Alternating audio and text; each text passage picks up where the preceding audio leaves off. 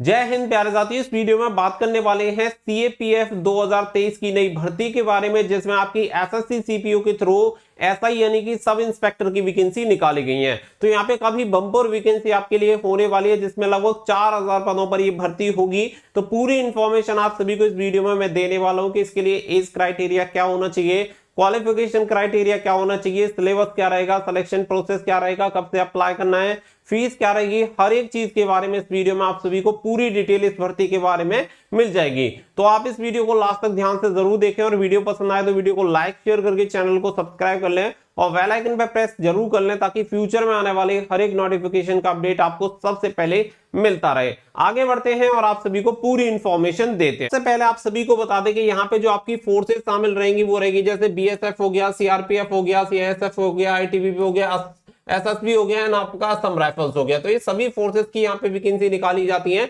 यानी सीएपीएफ जो central arm police forces होती है, यानी सीपीओ की यहाँ पे आपकी वैकेंसी होती है सेंट्रल पुलिस ऑर्गेनाइजेशन में, और ये जो वैकेंसी होती है वो एसआई यानी सब इंस्पेक्टर की यहाँ पे वैकेंसी होती है। आगे बढ़ते हैं तो आगे यहाँ पे आप सभी को बता दें कि ये जो वैकेंसी आपकी निकाली जाती है ये ऑल इंडिया वैकेंसी होती है, यानी पूरे भारत के आप किसी भी राज्य से कहीं से बिलोंग करते हो आप इसके लिए आवेदन कर सकते हैं। साथ ही में नंबर ऑफ वैकेंसी की बात करें तो यहाँ पे 4000 प्लस आपकी वैकेंसी रह सकती है, क्योंकि पिछली बार आपकी 3900 प्लस वैकेंसी पे ये नोटिफिकेशन निकाला गया था। तो हो सकता है कि थोड़ा बहुत इससे कम हो सकते हैं, थोड़ा बहुत इससे ज्यादा भी ये नंबर ऑफ वैकेंसी जा सकती है। तो ये वैकेंसी थोड़ी अप डाउन यहाँ पे आपकी वैरी कर सकती है। टेंटेटिव वैकेंसी है, बाद में भी आपकी वैकेंसी घट बढ़ जाती है, तो ये आप सभी को याद रखना है।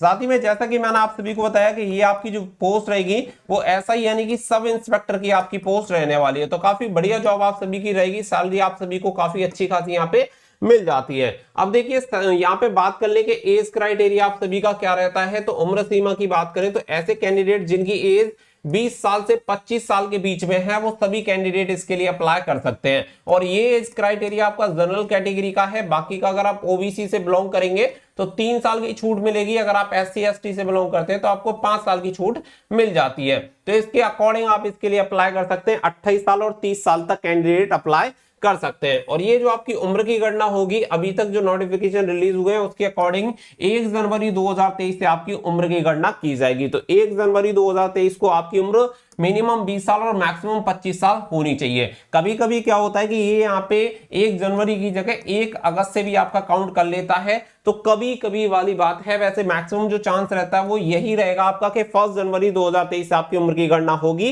बाकी का अगस्त का भी आपको अपने दिमाग में रखना है कि इनकेस अगर अगस्त से आपकी एज काउंट करता है तो वहां से आप सारी चीजें देख सकते हैं। इसके अलावा अगर मैं बात करूं तो यहाँ पे देखिए सिलेक्शन प्रोसेस देख लेते हैं कि सिलेक्शन प्रोसेस आप सभी का किस तरीके से रहता है। तो यहाँ पे सिलेक्शन प्रोसेस में सबसे पहले जो आपका पेपर 1 होता है, और जो कैंडिडेट पेपर 1 को क्वालिफाई करते हैं, मेरिट बनती है उसके अकॉर्डिंग, फिर उनका पीएसटीएन पीईटी होता है। और जो कैंडिडेट पीएसटीएन पीईटी को क्वालिफाई कर लेते हैं फिर होता है पेपर 2, और पेपर 2 को क्वालिफाई जो कैंडिडेट करेगा फिर उसका होता है डीएमई एंड आरएमई, और डीएमई आरएमई के बाद आपकी फाइनल मेरिट लिस्ट तैयार होती है। तो ये यहाँ पे तरीका होता है सिलेक्शन प्रोसेस का, जिससे कि आपको स्टेप बाय स्टेप ये क्लियर हो गया होगा कि कौन सा स्टेप पहले होगा और कौन सा स्टेप आपका बाद में होगा। इसके बाद यहाँ पे बात आ जाती है क्वालिफिकेशन की। तो क्वालिफिकेशन क्या चाहिए, तो क्वालिफिकेशन कोई भी ग्रेजुएट कैंडिडेट इसके लिए अप्लाई कर सकता है। जैसे कि अगर आपने बीकॉम कर रखा है आप इसके लिए अप्लाई कर सकते हैं, आपने बीए कर रखा है आप इसके लिए अप्लाई कर सकते हैं, आपने बीएससी कर रखा है आप इसके लिए अप्लाई कर सकते हैं,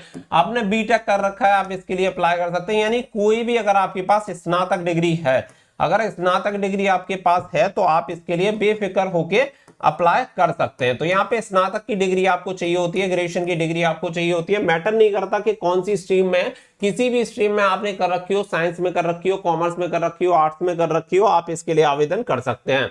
फिर बात आ जाती है यहाँ पे पीएचडी की, इसके लिए हाइट वगैरह कितनी आपको चाहिए होती है। तो यहाँ पे हाइट की बात करें तो अगर आप अगर आप जनरल, ओबीसी, ईडब्ल्यूएस और एसटी कैंडिडेट के मेल कैंडिडेट है तो 170 सेंटीमीटर आपकी लंबाई होनी चाहिए। अगर आप फीमेल कैंडिडेट है तो 157 सेंटीमीटर आपकी हाइट होनी चाहिए। वहीं पे अगर बात करें एसटी कैंडिडेट की, तो एसटी कैंडिडेट की 162.5 सेंटीमीटर मेल कैंडिडेट और 154 सेंटीमीटर होनी चाहिए फीमेल कैंडिडेट की। बाकी का अदर्स के लिए जो कुछ गढ़वाली, कुमायूं वगैरह होते हैं उनके 165 सेंटीमीटर मेल कैंडिडेट और 155 सेंटीमीटर फीमेल कैंडिडेट की लंबाई होनी चाहिए। फिर बात आती है आपकी सीना यानी कि चेस्ट। तो चेस्ट की अगर बात करें तो यहाँ पे जनरल, ओबीसी, ईडब्ल्यूएस और एसटी कैंडिडेट के लिए 80 से 85 सेंटीमीटर सीना चाहिए, यानी 80 नॉर्मल होना चाहिए, 5 सेंटीमीटर के फुलाव के बाद 85 सेंटीमीटर सीना आपका हो जाना चाहिए। अगर आप एसटी से बिलोंग करते हैं तो 77 से 82 सेंटीमीटर सीना होना चाहिए, यानी नॉर्मल 77, 5 सेंटीमीटर का फुलाव 82 सेंटीमीटर हो जाना चाहिए। बाकी का कुमायूं, गढ़वाली, गोरखा वगैरह से अगर आप बिलोंग करते हैं तो 80 से 85 सेंटीमीटर सीना ही आपका होना चाहिए। तो ये हो गया आपका पीएसटी। और इसके बाद जो बात आती है वो आती है पीटी, यानी जो आपका फिजिकल होता है, फिजिकल में क्या क्या चीजें आपकी करवाई जाती हैं वो आप सभी को यहाँ पे क्लियर हो जानी चाहिए, क्योंकि फिजिकल यहाँ पे आपका अच्छा खासा होता है। अब यहाँ पे जैसे कि आपकी रनिंग हो गई, तो रनिंग के लिए अगर बात करें तो मेल कैंडिडेट को 1.6 किलोमीटर की रनिंग 6.5 मिनट में कंप्लीट करनी होती है। अगर आप फीमेल कैंडिडेट हैं तो आपकी रनिंग होगी 800 मीटर और ये आपको 4 मिनट में कंप्लीट करनी होगी। इसके अलावा एक शॉर्ट रनिंग भी आपकी होती है जो कि 100 मीटर की होती है और मेल कैंडिडेट को 16 सेकंड में और फीमेल कैंडिडेट को 100 मीटर की दौड़ आपको 18 सेकंड में कंप्लीट करनी होती है।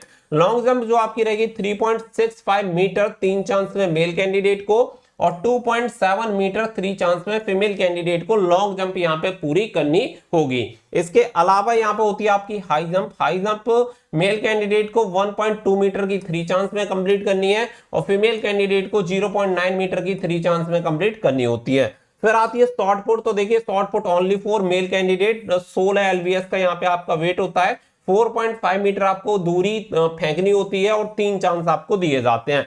ये केवल क्वालिफाइंग नेचर का आपका फिजिकल होता है, इसके लिए कोई नंबर वगैरह आपको नहीं दिए जाएंगे। आपकी जो मेरिट बनती है वो आपकी एग्जाम के बेसिस पे ही आपकी मेरिट तैयार होती है। आगे बढ़ते हैं तो आगे फिर बात आ जाती है आपके रिटन एग्जामिनेशन की। तो रिटन एग्जामिनेशन का सिलेबस यहाँ पे आप देख सकते हैं। सिलेबस आपका ये रहता है, जो आपका पेपर 1 होता है, पेपर 1 देख सकते हैं। पेपर 1 आपको दिया जाता है यहाँ पे जनरल इंटेलिजेंस एंड रीजनिंग के 50 क्वेश्चन, फिर आपके general knowledge and general awareness के 50 question, quantitative aptitude 50 question, English comprehension के 50 क्वेश्चन। इस तरीके से टोटल नंबर ऑफ क्वेश्चन हो जाते हैं आपके 200। तो 200 क्वेश्चन का आपका पेपर होता है, 200 ही मार्क्स आपको दिए जाते हैं। 2 घंटे का आपका पेपर होता है, सीबीटी यानी कि ऑनलाइन आपका पेपर होता है। इसमें नेगेटिव मार्किंग होती है 0.25 की, तो 0.25 नेगेटिव मार्किंग भी आपको याद रखनी है। जब आप इसमें क्वालिफाई कर लेते हैं पेपर 1 को, इसमें मेरिट बनती है, तो इसके बाद पीएसटीएन पीईटी होता है, जो कि ऑलरेडी मैं आप सभी को बता चुका हूं। और जो बच्चे पीएसटीएन पीईटी में क्वालिफाई हो जाते हैं उनका होता है पेपर 2। और पेपर 2 जो आपका होता है वो होता है इंग्लिश कॉम्प्रिहेंशन एंड लैंग्वेज का, जिसमें 200 क्वेश्चन होते हैं, 200 मार्क्स आपको दिए जाते हैं। ये भी आपका पेपर 2 घंटे का होता है, जिसमें भी आपकी 0.25 की आपकी नेगेटिव मार्किंग होती है। यानी 0.25 की नेगेटिव मार्किंग भी आप सभी को याद रखनी है। 1/4 की आपकी नेगेटिव मार्किंग होती है, सॉरी।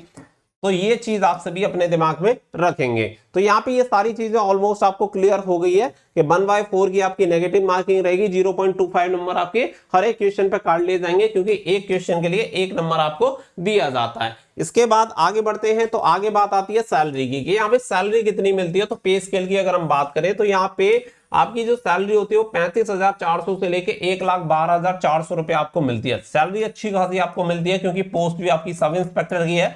डायरेक्टली आप सीएपीएफ में एसआई के पद पे तैनात होंगे। और बाकी का आपकी पोस्टिंग लोकेशन के ऊपर भी डिपेंड करता है। सैलरी आपकी काफी हाई हो जाती है, उसमें आपको अलाउंस वगैरह जो होते हैं वो काफी अलाउंस हाई मिलते हैं। तो जैसे आप लोकेशन पे होंगे उसके अकॉर्डिंग जो आपको अलाउंस मिलेंगे, तो इससे आपकी सैलरी और भी ज्यादा काफी हाई चली जाती है। फिर इसके अलावा बात आती है एप्लीकेशन फीस की। तो यहाँ पे जो भी candidate general, OBC and EWS candidate हैं उन्हें केवल 100 रुपीज फीस पे करनी होती है। बाकी का अगर आप फीमेल, एससी, एसटी या एक्स सर्विसमैन कैंडिडेट हैं तो फ्री में आप फॉर्म अप्लाई कर सकते हैं, कोई भी फीस आपको पे नहीं करनी होगी। अब इन सारी चीजों के बाद जो सबसे मेन क्वेश्चन आता है कि कब से इसके लिए फॉर्म आवेदन यानी भरे जा सकते हैं। तो यहाँ पे आप सभी को बता दें कि एसएससी की तरफ से पहले ही इसका जो डिटेल्स है वो जारी हो चुकी है और उसके अकॉर्डिंग इसकी जो ऑनलाइन एप्लीकेशन डेट है वो 20 जुलाई 2023 से इसके ऑनलाइन एप्लीकेशन फॉर्म स्टार्ट होंगे और इसकी जो लास्ट डेट रहेगी वो रहेगी 13 अगस्त 2023। तो ये आपकी ऑनलाइन एप्लीकेशन फॉर्म की डेट है, जो कि आप सभी को यहाँ पे क्लियर हो गई होंगी। साथ ही में मैं आप सभी को बता दूं कि बहुत बार ऐसा भी हो जाता है कि एसएससी ने इसकी डेट तो ऑलरेडी 20 जुलाई डिसाइड कर रखी है, लेकिन कुछ केसेस में कभी कभी 2-4 दिन आगे भी ये डेट चली जाती है। तो इसके लिए आपको पैनिक नहीं होना है, क्योंकि अगर 20 जुलाई को नहीं आता है तो हो सकता है कि 1-2 दिन बाद आपका ये नोटिफिकेशन रिलीज हो। तो हर एक जानकारी मैंने आपको इस वीडियो में डिलीवर कर दी है कि एसएससी सीपीओ के लिए क्या क्वालिफिकेशन होनी चाहिए, एज क्राइटेरिया आपका क्या होना चाहिए, सिलेबस क्या रहेगा, सिलेक्शन प्रोसेस क्या रहेगा, हर एक चीज आपको क्लियर हो गई है। मेरिट आपकी रिटन एग्जामिनेशन के बेसिस पे ही बनती है, फिजिकल क्वालिफाइंग नेचर का है। और कोई इंफॉर्मेशन अगर आपको चाहिए तो आप मुझे इंस्टाग्राम पे, टेलीग्राम पे फॉलो कर सकते हैं, लिंक आपको वीडियो के डिस्क्रिप्शन में दिया हुआ है। मिलते हैं नेक्स्ट वीडियो में, फिलहाल के लिए बस इतना ही। So thank you for watching. जय हिंद, जय भारत।